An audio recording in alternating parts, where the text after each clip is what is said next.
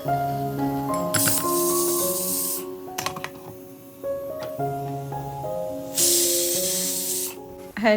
Friends, मी पल्लवी आपल्या चॅनलमध्ये तुम्हाला सगळ्यांचं अगदी मनापासून खूप खूप स्वागत आहे. कशात फ्रेंड्स सगळे तुम्ही मजेत नाही मजेतच राहा. तर चालू आहे बघा रुटीन आपलं रोजचं ब्लॉगिंग. तर 2 दिवस झालं ब्लॉग टाकलेला नव्हता, त्यामुळे म्हणलं चला आता ब्लॉग टाकावं. तर इथे मी डिशवॉशर रात्रीच लागलेला होता. ते भांडी वगैरे सगळी आता मी लावून घेत आहे. कारण कसं होतं माहिती आहे का, आता मी भांडी लावली ना, जेवण वगैरे झालं की पटकन डिशवॉशरमध्ये लगेच जेवण त्याने आपलं ठेवलं ना की मला पण जास्त लोड पडत नाही. तर कधी कधी भांडी राहून जातात, कधी कधी वेळ असली मी पटकन लावून घेते. आणि मग जेवण वगैरे केल्यानंतर कसं मुलं आपल्या डिशवॉशरमध्ये प्लेट्स वगैरे लावतात ना, त्यामुळे तर व्यवस्थित असं डिशवॉशरची भांडी वगैरे सेट केलेले असतात. मुलं पण व्यवस्थित असं त्यांना सांगितलेलं आहे प्लेट्स वगैरे कुठे लावायचं वगैरे, तर मग ते लावून घेतात व्यवस्थित असं. ते सगळे भांडे आता मी लावून घेत आहे. डिशवॉशरचा पूर्ण व्हिडिओ मी अपलोड केलेलाच आहे, तर कोणी बघितला नसेल तर नक्की तुम्ही बघून घ्या. पूर्ण माहिती तुम्हाला तिथे समजणार आहे. कशा पद्धतीने डिशवॉशरचे फायदे तोटे, भांडे निघतात का, बरेचसे क्वेश्चन्स असतात ना, त्यावरती तुम्हाला पूर्ण व्हिडिओ मी शेअर केलेला आहे. तरी पण कमेंट येत आहेत की तुम्ही डिशवॉशरबद्दल माहिती वगैरे सांगा, तर व्हिडिओ नक्की बघा. आपल्या चॅनलवरती मी अपलोड केलेलाच आहे. तर आता मला आवरायचं आहे काम. तर इथे तुम्हाला मी क्रॉकरी युनिट दाखवते.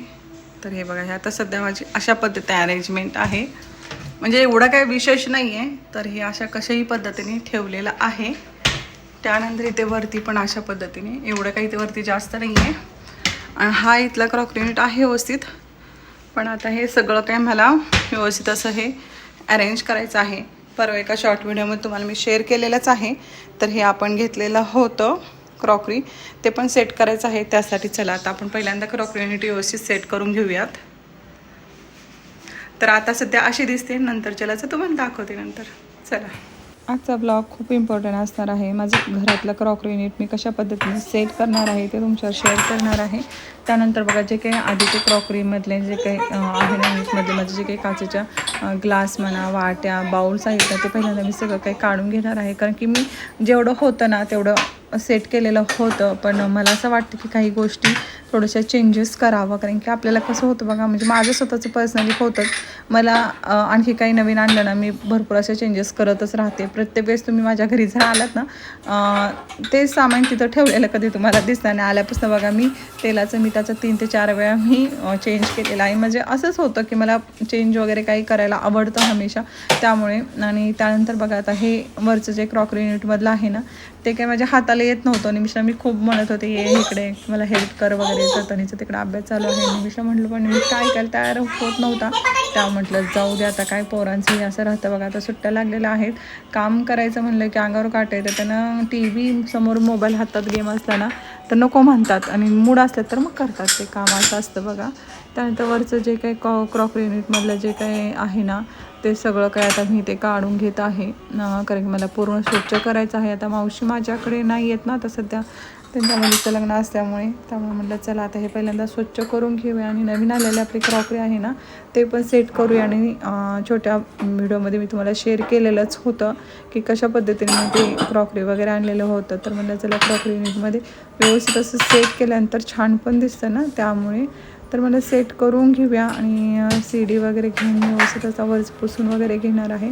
पलीकडचा जो कप्पा आहे ना, त्यामध्ये म्हणजे काचेच्या क्रॉकरी युनिटमधले जे ताट वगैरे आहेत ना, ते तिकडे सेट केलेल्या होत्या. तर मला चला थोडंसं चेंजेस वगैरे करूया. बरेचसे काही जुने वगैरे झालेले आहेत ना, ते पण काढून टाकावं. कारण खूप दिवस झाले त्याचा वापर पण होता. आणि कधी कधी काय होतं की क्वालिटी वगैरे नसलं ना, ते तर वापरायला नको वाटतं. ते लग्नात वगैरे आलेले असतात बघा, एवढे काही सगळे क्वालिटीचे वगैरे असतात असं पण नाही ना, त्यामुळे. चला आता आपण हे पुसून घेऊया. त्यानंतर पुसण्यासाठी इथे मी बाऊल वगैरे घेत आहे. तर कशा पद्धतीने मी पुसते फर्निचर तुम्हाला थोडक्यात इथे शेअर करते. एक बाऊल घेतलेला आहे. बाऊलमध्ये आपलं जे काही भांड्याचं लिक्विड आहे ना, 2 ते 3 असे ड्रॉप मी घेत आहे. त्यामध्ये पाणी टाकून तुम्ही मध्ये डेटॉल पण घालू शकता. आणि फर्निचरसाठी मी अशा पद्धतीनेच हे करते बघा. थोडंसं लिक्विड घातल्याने काय होतं, किचनमध्ये नाही म्हणलं तर थोडंसं चिकटपणा असतोच. तर तो चिकटपणा जाण्यासाठी ते मी लिक्विड वगैरे वापरते. आणि चिकटपणा जर नसेल किचनमध्ये म्हणा, बाहेरच्या ठिकाणी दुसरीकडे, फर्निचर नुसतं पाण्याने पुसून घेतलं तर चालतं. आपलं फर्निचर खूप छान प्रकारे चकचकीत असं राहतं. पण किचनमध्ये मोस्टली काय होतं की आपण स्वयंपाक वगैरे करतो तिथे चिकट काही ना काही उडलं जातं, तेल वगैरे तळतो त्यावेळेस काही ना काही होतं बघा, चिकट चिवट डाग पडतात ना.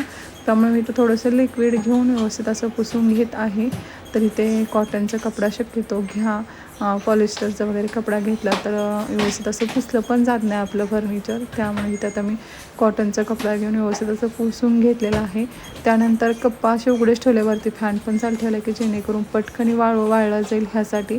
कारण तसंच आपण ओलं पुसल्यानंतर झाकून ठेवलं ना कप्पे तर खूप असं वास पण येतो. त्यानंतर बघा इकडचा जो काही खालचा कप्पा आहे ना तो मी गेल्या आठवड्यातच व्यवस्थित असं सेट केलेलं होतं. तर त्याच्यावरती पण शॉर्ट व्हिडिओ मी तुमच्यावर शेअर केलेला आहे. तो ताटाचा जो स्टँड आहे मी ॲमेझॉनवरून ऑर्डर केलेलं होतं ना, त्याची पण लिंक दिलेली आहे. तर कोणाला परचेस करायचं असेल तर करू शकता. तर तो कप्पा मी अजिबातच ओपन केला नाही, कारण की कसं आहे की तो मी गेल्या आठवड्यात सेट केला होता ना. त्यानंतर बघा हे क्रॉकरी आणलेलं होतं, शॉर्ट व्हिडिओमध्ये तुम्हाला मी बोललेच. तर हे क्रॉकरी आहे. आता म्हटलं की हे सगळं सेट करावं, कसं ठेवावा हा प्रश्न पडतो बघा. तर सगळ्या पद्धतीने मी इथे ठेवून बघत होते कशा पद्धतीने ठेवावं वगैरे की जेणेकरून सारखं काळखाल करायचं लागणार नाही ह्यासाठी. तर मग म्हटलं चला ठेवून घेऊया. आणि बाकीच्या सगळ्या गोष्टी वगैरे आहेत सगळं सेट केल्यानंतर कसं व्यवस्थित असं दिसतं बघा. नाही तर म्हणजे विचित्र दिसतं, म्हणजे मला स्वतःला ना व्यवस्थित असलं ना छान वाटतं ह्यासाठी. तर अशा पद्धतीने मी ठेवून घेतलेलं आहे एकावर एक. तर तनू म्हणत होता मग ते किती कशाला ठेवते ड्रावरमध्ये वगैरे ठेवून, मिळलं तोपर्यंत राहू दे इथेच हे आपण नंतर चला हे ड्रावरमध्ये खालच्या ठेवायचं सेट करूयाच. कारण की कितीही सामान किचनमध्ये असलं ना कमीच असतं बघा, असं आहे. त्यामुळे म्हणलं जाऊ दे हे इथं सेट करूया तोपर्यंत, आणि मग नंतरच्याला दुसरीकडे आपण ठेवूया नंतर बाकीचे दुसरे डिनर सेट वगैरे आणलं ना तर तिकडे ठेवूया असा माझा विचार होता. त्यानंतर बघा इथं अशा प्रकारे प्लेट ठेवायचा मी प्रयत्न करत होते, पण ते घसरत होतं. बरेचशा मी शॉर्ट व्हिडिओमध्ये वगैरे बघितलेलं असं प्लेट ठेवतं एकदम सुंदर असं दिसतं. पण महागे काहीतरी असंही ठेवलं तर छान दिसतं खरं. पण म्हणलं जाऊ दे आता असं सेट करते म्हणून म्हणलं जाऊ दे असं सेट करायला ठेवलं. कारण की तसं ठेवायला गेलं तर एकदम घसरत होती प्लेट, कुठं पडायची जी भीती आहे. तर मी इतकं शोधलं ना काय सांगायचं तुम्हाला. शोधल्यानंतर मला हे क्रॉकरी भेटलेलं आहे आणि खरं सांगते मला असंच हवं होतं, सिम्पल आणि अगदी छोटंसं. त्याच्यावरती डिझाईन वगैरे खूप डिझाईन आणि गजमज असं नकोच होतं मला. तर मला हवं तसं भेटलेलं आहे. तर मी इतकी काळजीपूर्वक मी ठेवत पण होते. आणि मला की खरं सांगते मी खूप काळजीपूर्वक कोणतंही गोष्ट करते, मला आवडत नाही ती तुटामण हे वावण मग परत सेम तशी गोष्ट भेटत नसते बघा. म्हणून मी ते सेटच घेतलेलं होतं.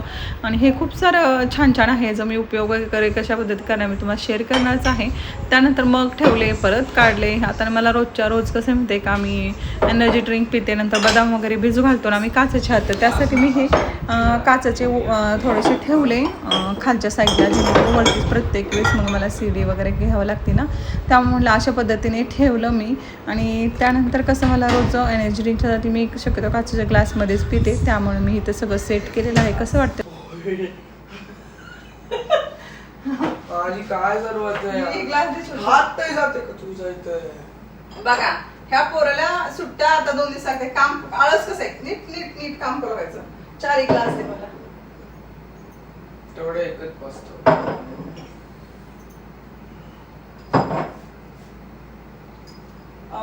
त्यानंतर मला ते हे दे पाठीमागचं ते, ते पूर्ण उचलून.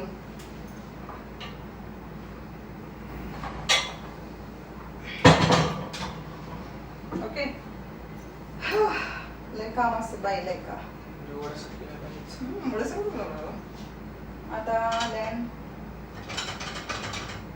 ते हे ते नाही ते तिकडे ठेवायचे तुम्ही.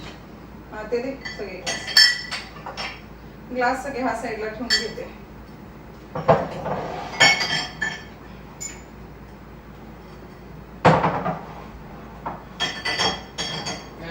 झाला हे छोटे ग्लास दे एक